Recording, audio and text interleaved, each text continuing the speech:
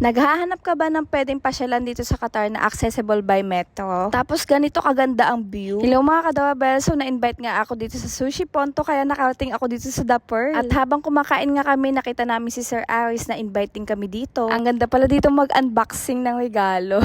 After ng first vlog namin, nagkita kami unexpectedly sa balance ni Katwining ko. So nag-Uber na lang kami papunta dito, worth of 22 reals lang naman. Grabe, sobrang nakaka-inlove ang place na to. Mas appreciate ko nga yung beauty niya ngayon, unlike 2 years ago na parang napadaan lang ako dito. Ay hindi pala, wala na talaga akong budget that time, so gusto ko lang talaga makita yung known as Venice of Qatar, o diba? After nga namin kumain, nag-ikot-ikot lang ng konti at pauwi na din kami. Nabanggit nga na mga kasama ko papunta dito is nag-metro lang sila. At mayroon din palang metro bus na dumadaan dito, yung M110. Nag-Uber na lang pala kami kasi 5 reals lang naman ang pamasahe papunta dito sa Legtefia Metro Station. Second to Dallas pala to sa dulo, and then papunta naman kami ngayon ng Moshe Metro Station. Ayun lang naman, napakadali lang puntahan itong The Pearl.